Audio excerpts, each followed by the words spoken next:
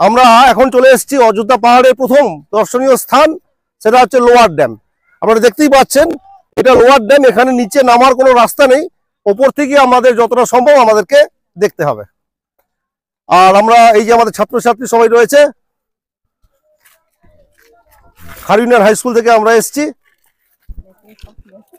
আমরা চলেছি অযোধ্যা পাহাড়ের আপার ড্যামের পথে। সঙ্গে থাকুন, সঙ্গে আছি।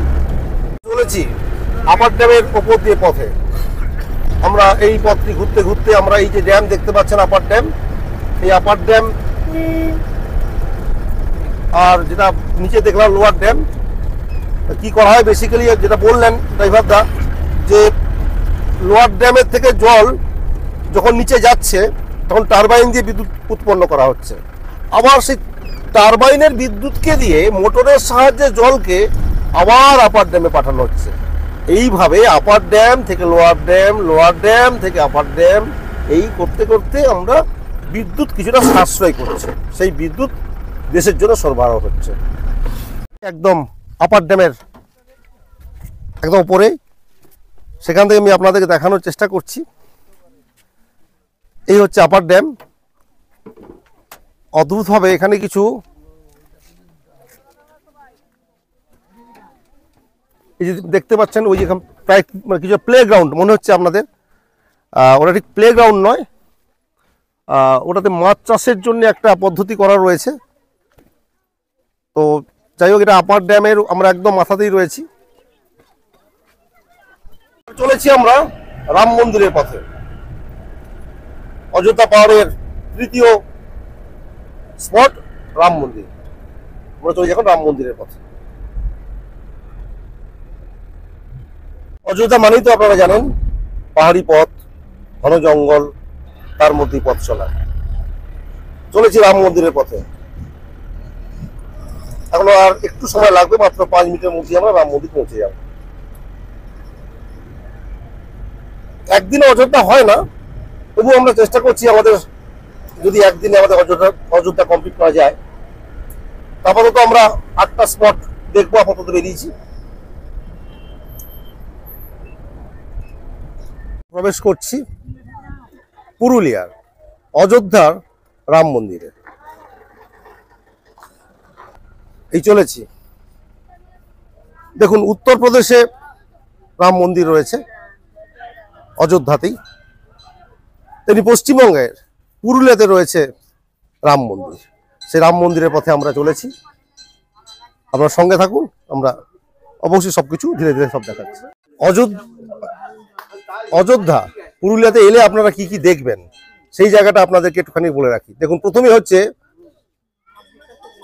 উসুলডুংরি সূর্যোদয়, নুড়ি বুড়ি ভারী সীতাকুণ্ড, রাম মন্দির ও ময়ূর পাহাড়, বামনি ফলস, দুর্গা ফলস, আপার ও লোয়ার ড্যাম, ডাউরি খাল, মাঠ পাহাড় ও পাখি পাহাড়, খয়রাবেড়া ড্যাম, ছৌমুখ শিল্পগ্রাম, আদিবাসী গ্রাম।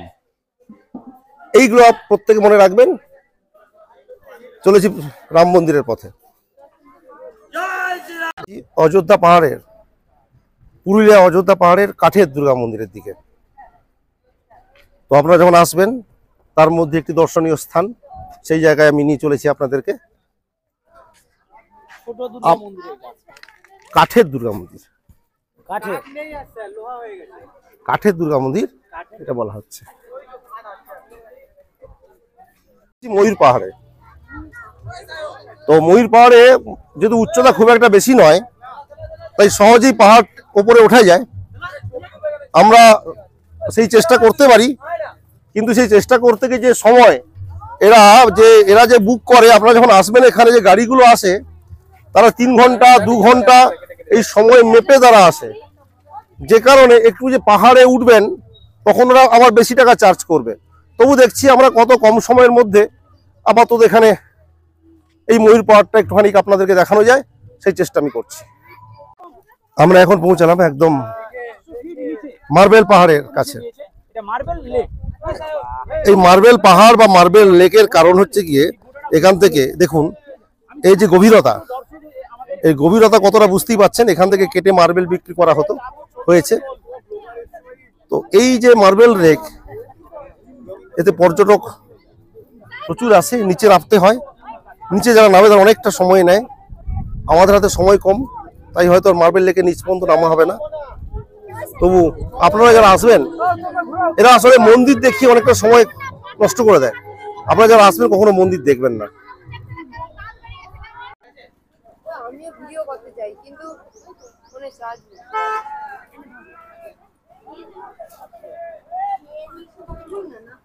চলে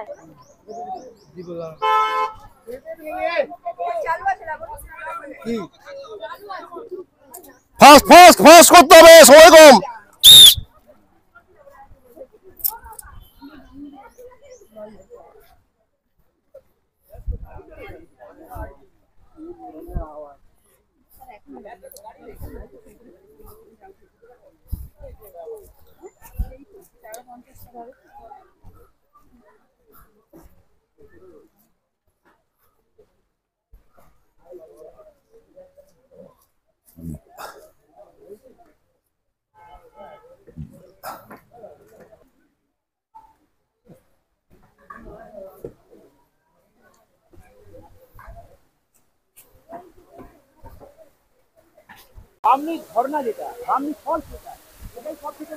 আমরা এখন রয়েছি বামনি ফলসের একেবারে দোরগোড়ায়।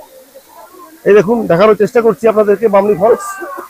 তো এর কত যে ফলসের সংখ্যা বলে বোঝাতে পারবো না, কিন্তু ওরা এমনভাবে আপনাদেরকে গাইড করবে যে যেগুলো মূলত ভালো দেখার জায়গা, সেই জায়গাগুলো আপনাদেরকে সময় কম দেবে। কম দিয়ে ওরা ওই বিভিন্ন মন্দির, রাম মন্দির, দুর্গা মন্দির এইসব নিয়ে দেখাবে। তো আপনারা যারা আগামী দিনে আসবেন তারা চেষ্টা করবেন যে বামনি ফলস, মার্বেল লেক এগুলোতে বেশি সময় দেওয়া যায়। এটার জন্য আমি আপনাদেরকে অনুরোধ করে রাখলাম। আমার ভিডিও দেখে যে উপকৃত হন তো অবশ্যই লাইক শেয়ার করবেন। চলে এসছি দুর্গা ফলসের একেবারে দোরগোড়ায়। বামনি ফলস যেভাবে নামতে হয় ধাপ কেটে, বা যেভাবে ধাপ কাটা ছিল, এটা ঠিক সেভাবে নয়, ন্যাচারালি যেভাবে রয়েছে ন্যাচারাল ওয়েতেই আপনাকে নামতে হবে। এই হচ্ছে দুর্গা ফলস। আমরা একেবারে দুর্গা ফলসের কাছে রয়েছি। দেখুন কি অপরূপ শোভা। বামনি ফলস একটা অন্যরকম, কিন্তু দুর্গা ফলস তারও একটা বৈচিত্র্য রয়েছে, সেটা অন্যরকম, সেটাই দেখানোর চেষ্টা করছি। এখন চলে এসছি পুরুলিয়ার অযোধ্যা মুখোশ গ্রামে। মুখোশ গ্রাম মানে বুঝতেই পারছেন, বিভিন্ন রকম মুখোশ সব রয়েছে, এগুলো বিক্রির জন্য।